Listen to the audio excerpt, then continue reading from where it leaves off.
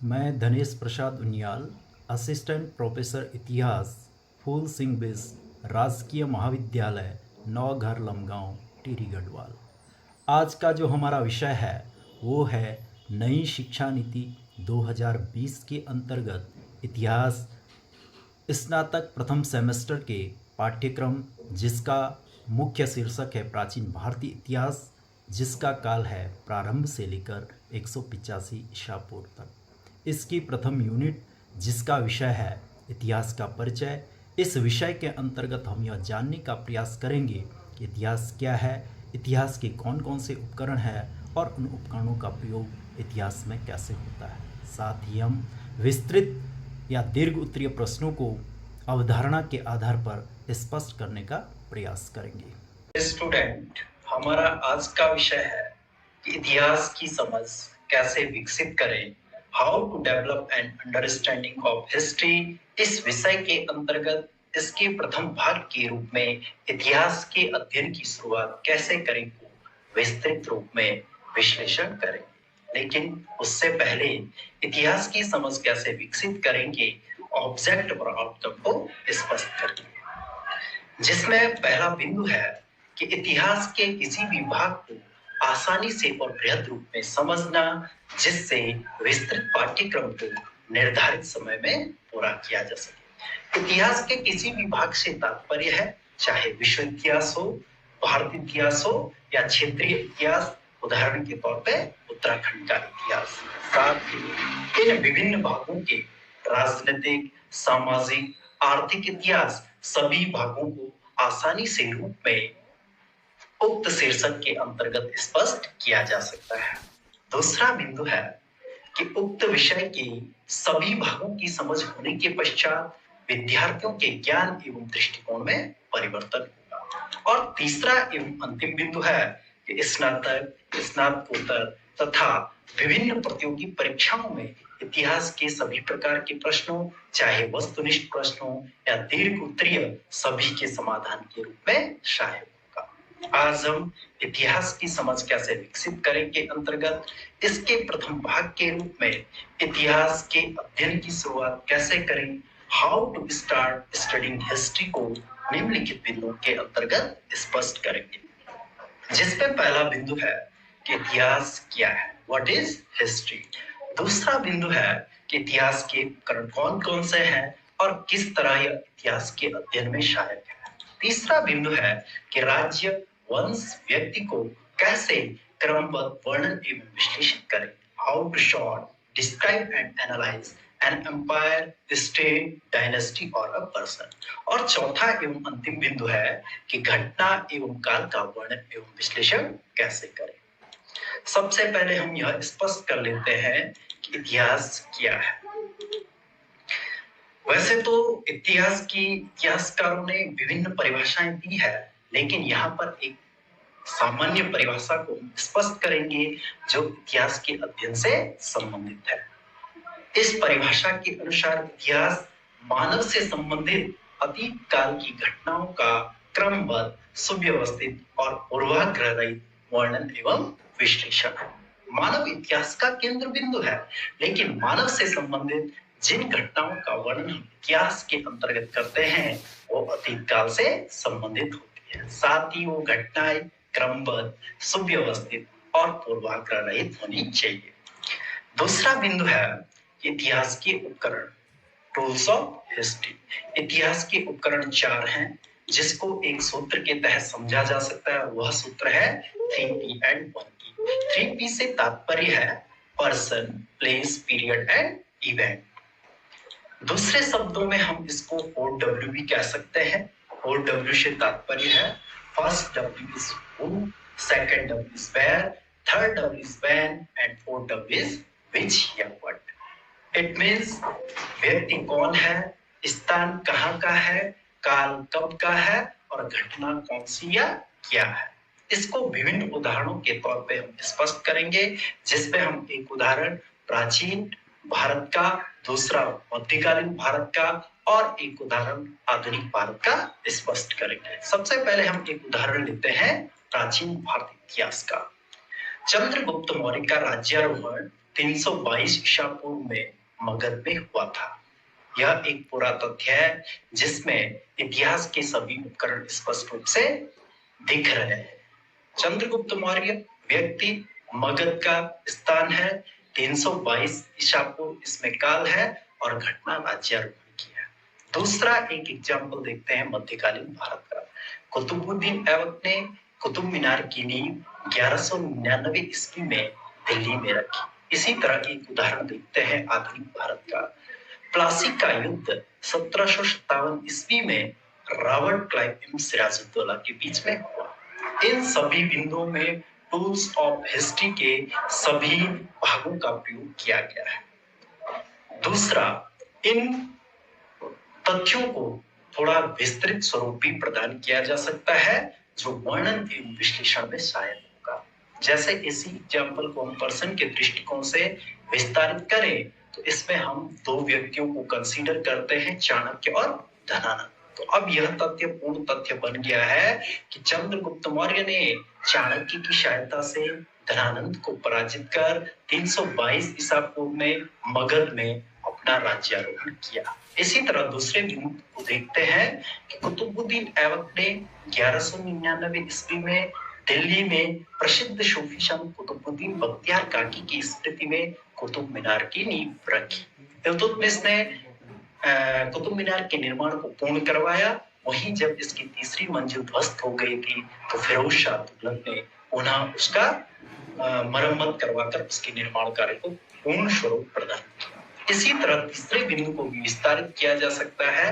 पहले हम पे सीधा तथ्य था कि प्लासी का युद्ध 1757 ईस्वी में रॉबर्ट क्लाइव और सिराजुद्दौला के बीच में हुआ था, लेकिन इसमें मीर जाफर, मीर मदान, मोहनलाल ये व्यक्ति भी जुड़ जाते हैं तो प्लासी के युद्ध का एक दिशा हमें प्राप्त हो जाती है। इस तरह किसी भी तथ्य को स्पष्ट और विस्तारित किया जा सकता है।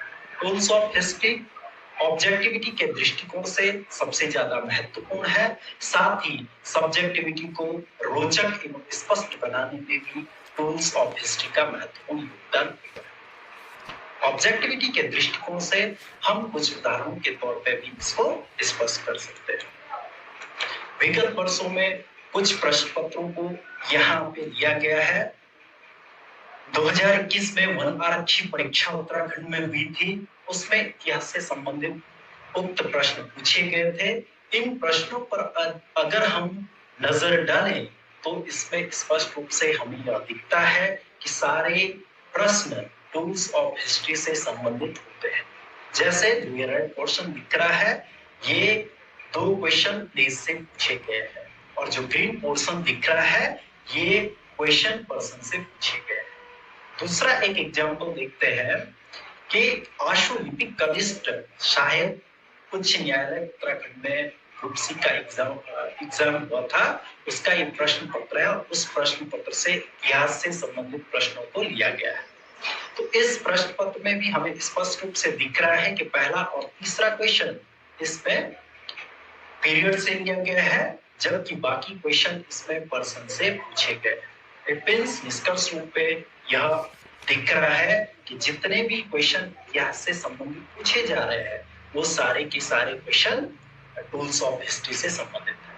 तो अगर हम टूल्स ऑफ हिस्ट्री को स्पष्ट कर ले, सबसे पहले किसी भी तथ्य को पूर्ण कर ले, दूसरा उसको विस्तारित कर ले, तो टूल्स ऑफ हिस्ट्री का प्रयोग करते हुए ऑब्जेक्टिविटी में इतिहास के सभी प्रश्नों को हल किया जा सकता है।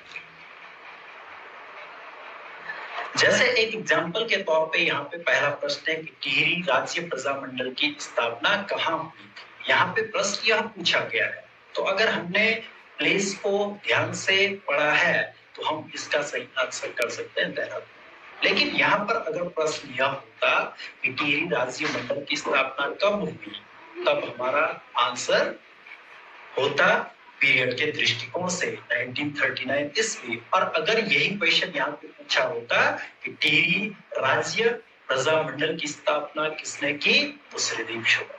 तो जब भी हम किसी तथ्य को पढ़ें तो वहां पे हम टूल्स ऑफ हिस्ट्री के जो 4 टूल्स ऑफ हिस्ट्री है उनको स्पष्ट करते हुए ही उसका निर्धारण करें और साथ ही उसको विस्तारित भी करें। तो ऑब्जेक्टिविटी में हमारा जो उद्देश्य है उस उद्देश्य की पूर्ति निश्चित रूप में संभव। तीसरा बिंदु है कि राज्य वंश एवं व्यक्ति को कैसे क्रमबद्ध वर्णन एवं विश्लेषित करें।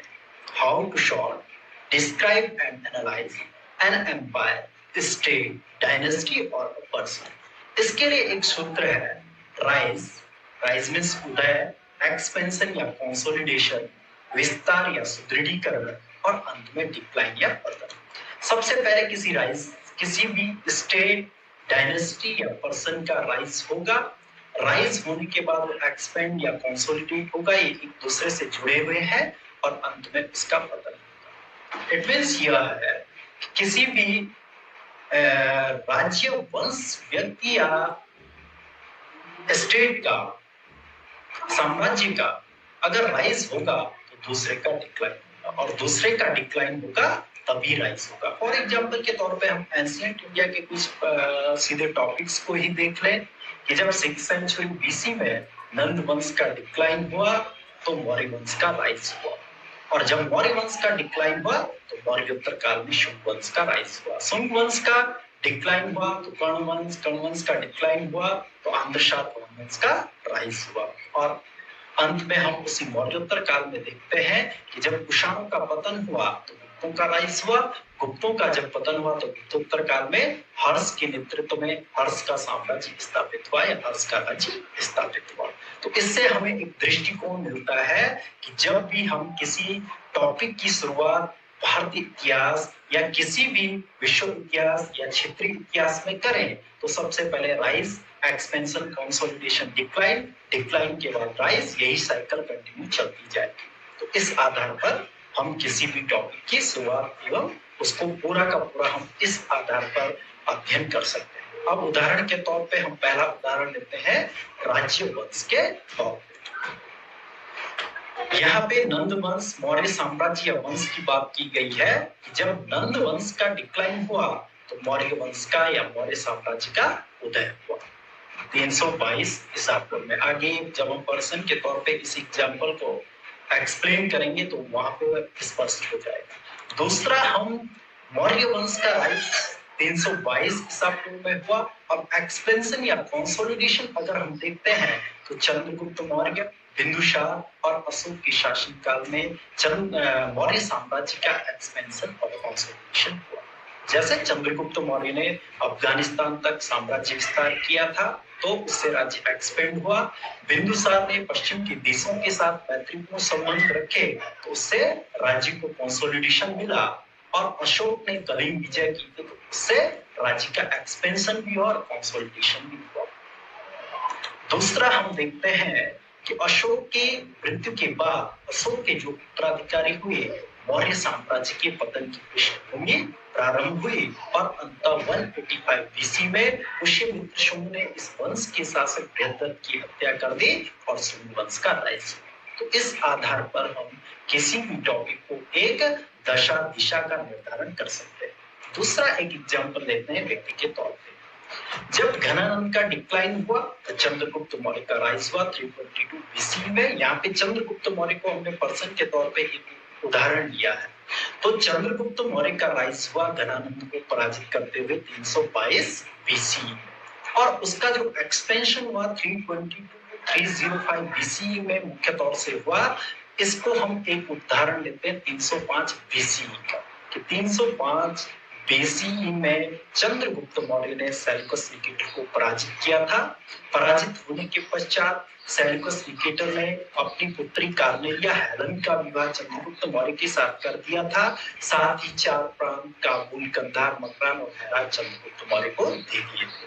तो इस तरह मौर्य साम्राज्य चंद्रगुप्त मौर्य का विस्तार अफगानिस्तान तक हुआ और साथ ही इसके फलस्वरूप मौर्य साम्राज्य चंद्रगुप्त मौर्य का कंसोलिडेशन भी हुआ, क्योंकि उत्तर पश्चिम सीमा सुरक्षित भी हो गई थी और वो राज्य इसके अधीन आ चुके थे।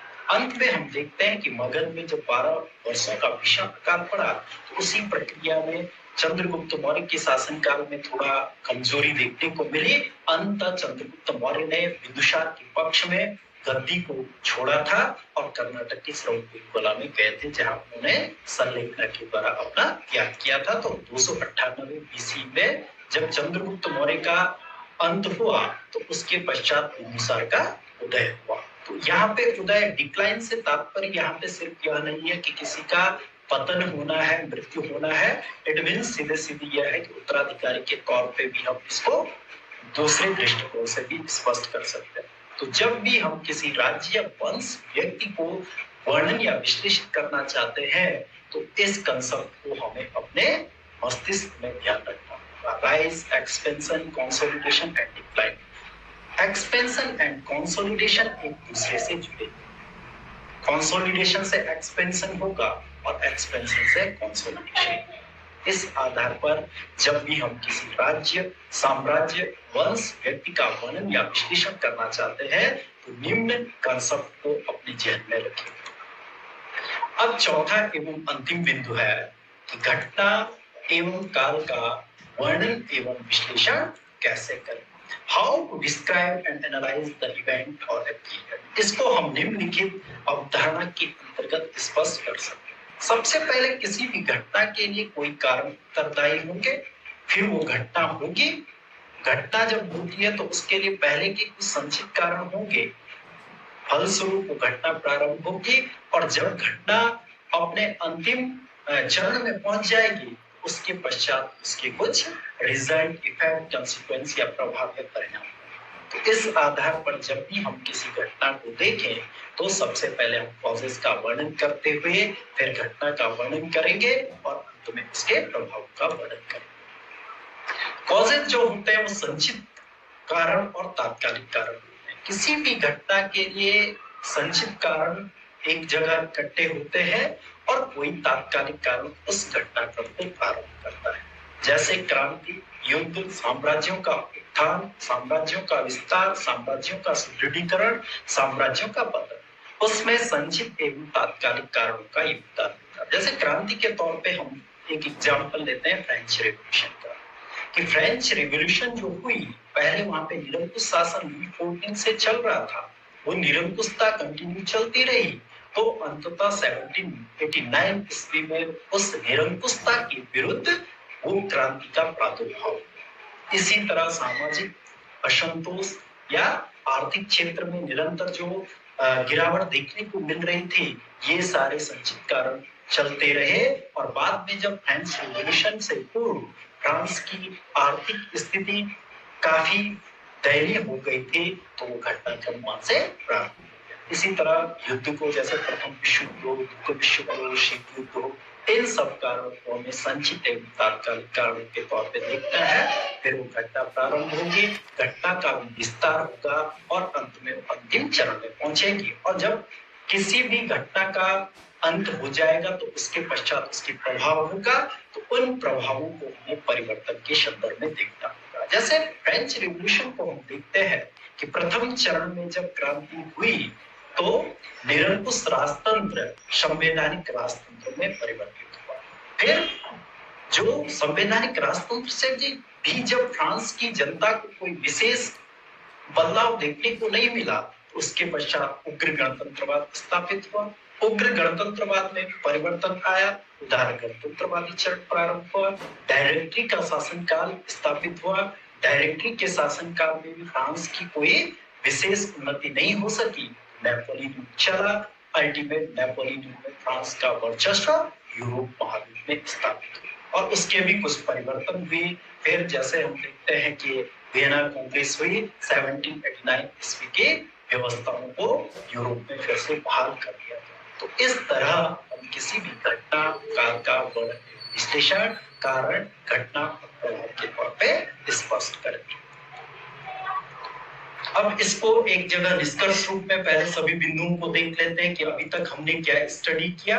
कंक्लूजन, पहला बिंदु था हमारा कि व्हाट इज हिस्ट्री और दूसरा बिंदु था हमारा रूल्स ऑफ हिस्ट्री। तो सबसे पहले जो हमने समझा था कि इतिहास क्या है, इसमें हमने कहा था कि इतिहास मानव से संबंधित अतीत काल की घटनाओं का क्रमबद्ध, सुव्यवस्थित, पूर्वाग्रह रहित वर्णन एवं विश्लेषण। जो नीचे के 3 बिंदु है, रूल्स ऑफ हिस्ट्री हो या how to short describe and analyse an empire, state, dynasty या पर्सन, या चौथा जो हमारा बिंदु था कि how to describe analyse the event और अ पर्सन। इन तीनों बिंदुओं में हमें ये चीज स्पष्ट रूप से दिखनी चाहिए कि क्या इतिहास मानव से संबंधित है, मानव से संबंधित जिन घटनाओं का हम वर्णन कर रहे हैं क्या वो अतीत काल से संबंधित है, जिन घटनाओं का हमने वर्णन किया क्या वो क्रमबद्ध है, सुव्यवस्थित है या पूर्वाग्रह रहित। तो सबसे पहले मानव, जब हमने यहाँ पे टूल्स ऑफ हिस्ट्री में स्पष्ट किया चंद्रगुप्त मौर्य, कुतुबुद्दीन ऐबक, रॉबर्ट क्लाइव, सिराजुद्दौला, धनानंद, चाणक्य, इल्तुतमिश, फिरोज शाह तुगलक, वीर जाफर, वीर मदान, या बाद में भी हमने इधर फ्रेंच रिवॉल्यूशन में जैसे लुई 16 या तुर्गो, नेकर, रॉबस्पियर, नेपोलियन की हमने बात की, तो सब जगह हमने पर्सन की बात की। दूसरा हमने कहा है कि अतीत काल की घटना है। 322 ईसा पूर्व, 1199 ईस्वी, 1757 ईस्वी, 1789 ईस्वी, 185 ईस्वी पूर्व या 298 ईस्वी, इन सभी घटनाक्रमों को अगर हम देखते हैं तो यह अतीत से संबंधित घटनाक्रम का वर्णन है। इस आधार पर हम इसको स्पष्ट कर सकते हैं। तो यहाँ तक हमने जान लिया कि इतिहास मानव से संबंधित अतीत काल की घटनाओं का फिर क्रमबद्ध, सुव्यवस्थित और पूर्वाग्रह रहित, ये तीन शब्द आए थे। तो जिस घटना का भी हम या जिस काल का या जिस व्यक्ति का हम वर्णन कर रहे हैं वो क्रमबद्ध है, सुव्यवस्थित है और पूर्वाग्रह रहित है। जैसे हमने यहाँ पे विश्लेषण किया था कि चंद्रगुप्त मौर्य चाणक्य की सहायता से धनानंद को पराजित कर 322 ईसा पूर्व में मगध की गद्दी पर बैठे, या कुतुबुद्दीन ऐबक ने 1199 ईस्वी में प्रसिद्ध सूफी संत कुतुबुद्दीन बख्तियार काकी की स्मृति में कुतुब मीनार की नींव दिल्ली में रखी। बाद में इसके निर्माण कार्य को इल्तुतमिश ने पूर्ण करवाया।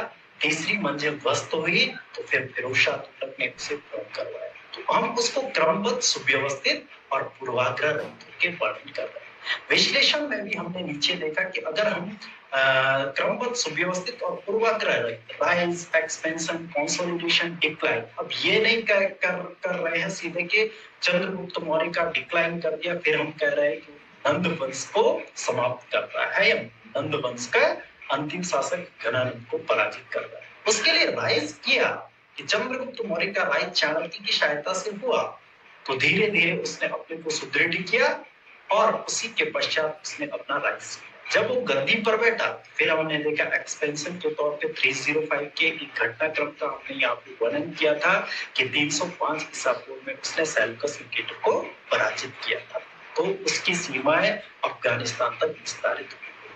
तो कहने का तात्पर्य निष्कर्ष रूप में यहाँ पर यह है कि हम किसी भी घटना का वर्णन करें तो एक तो हमारे टूल्स ऑफ हिस्ट्री स्पष्ट हो, साथ ही अगर हम किसी साम्राज्य, राज्य, वंश, व्यक्ति का वर्णन कर रहे हैं तो राइज, एक्सपेंशन, कंसोलिडेशन, डिक्लाइन, इस कंसेप्ट को के आधार पर उसका वर्णन एवं विश्लेषण करें, और साथ ही हाउ टू डिस्क्राइब, इनसे संबंधित अगर कोई घटना है, राइज हो रहा है तो क्यों हो रहा है, उसके कारणों को ढूंढेंगे और फिर हम उसके इफेक्ट के तौर पे देखेंगे कि उसका इफेक्ट क्या रहा। इस आधार पर इतिहास के अध्ययन में यह महत्वपूर्ण चरण है। अगर इस स्टेप को पूरा कर लिया तो इतिहास का अध्ययन आसान हो जाता है।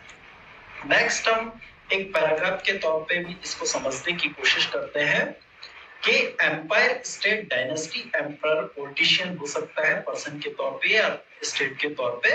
तो इसको अगर हमें समझना है तो राइज, एक्सपेंशन, कंसोलिडेशन, डिक्लाइन, और जो ये घटना हो रही है, कुछ भी राइज हो रहा है, एक्सपेंशन हो रहा है, कंसोलिडेशन हो रहा है या डिक्लाइन हो रहा है, तो इसको हमें कॉजेस और रिजल्ट के तौर पे देखना है। और कोई भी घटना हो, ऐसी ही घटना है और event, ultimate event, rise, expansion, consolidation, decline, event कौन सा हो सकता है, किसी शासक का राज्यारोहण का राइज कैसे कैसे हुआ, कैसे कैसे एक्सपेंड, कंसोलिडेट या डिक्लाइन हुआ, या कोई वार हो रहा है, कोई रिवॉल्यूशन हो रही है, उसको हमें राइज, किसी भी वार का राइज हो रहा है, राइज के लिए उत्तरदायी फैक्टर, फिर हम देखेंगे कि उस घटना का एक्सपेंशन कैसे हुआ, कैसे वो घटना धीरे धीरे बढ़ी और कैसे उस घटना का अंत हुआ।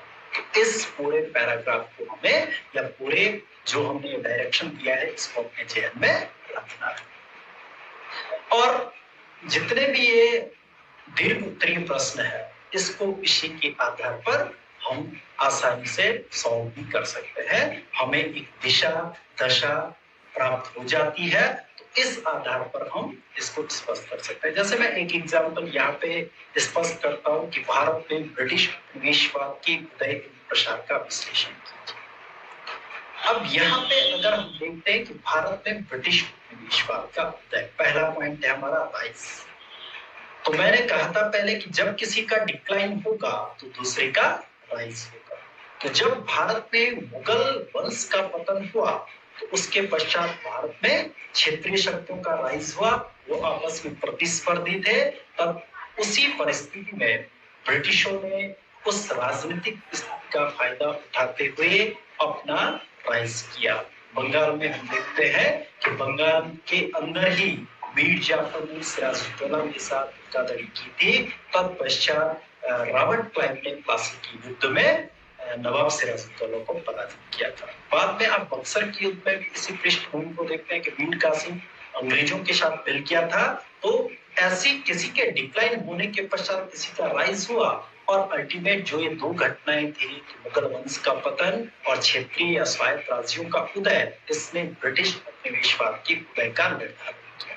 उसके पश्चात निरंतर यही प्रक्रिया चलती रही। भारत में छोटे छोटे राज्य थे, वो आपस में प्रतिस्पर्धी थे और उसी के आधार पर फिर वॉर एंड डिप्लोमेसी पॉलिसी के अंतर्गत उन्होंने भारत में अपना एक्सपेंशन किया। वॉर के तौर पे हम देखते हैं कि जैसे बंगाल के संदर्भ में हमने अभी डिस्कस किया, प्लासी का युद्ध, बक्सर का युद्ध, फिर 4 आंग्लो मैसूर युद्ध, फिर आंग्ल मराठा युद्ध, फिर आंग्ल वर्मा युद्ध, आंग्ल नेपाल युद्ध, आंग्ल अफगान युद्ध। इस तरीके से निरंतर वॉर की पॉलिसी के अंतर्गत उन्होंने भारत में को प्रसारित किया। दूसरा, डिप्लोमेसी के अंतर्गत द्वैत शासन हो, सहायक संधि हो या डलहौजी की राज्य अपहरण नीति हो, इन नीतियों के अंतर्गत वॉर एंड डिप्लोमेसी दोनों के संयोजन से भारत में ब्रिटिश उपनिवेशवाद प्रसारित हुआ। तो इससे हमें ये मिल रहा है कि यहाँ पे इवेंट राइज का था तो हमने किसी का डिक्लाइन किया, राइज किया। एक्सपेंशन और कंसोलिडेशन करना है तो धीरे धीरे हमने दूसरी शक्तियों को डिक्लाइन किया और उनको एक्सपेंड करते गए। उसके पीछे कारण मैंने बताया कि ये दोनों जो ये मुगल वंश का डिक्लाइन था वो ब्रिटिश उपनिवेशवाद का के उदय का एक कारण था। दूसरा, जो क्षेत्रीय शक्तियों का प्रादुर्भाव था, वो क्षेत्रीय शक्तियां आपस में प्रतिस्पर्धी थी तो उसके पश्चात क्या हुआ, वो ब्रिटिश उपनिवेशवाद की उदय का एक कारण था। तो भारत में कौन सी घटना प्रारंभ हुई? ब्रिटिश उपनिवेशवाद का उदय और प्रसार। और उसका प्रभाव क्या हुआ कि भारत ब्रिटिश उपनिवेशवाद के रूप में परिवर्तित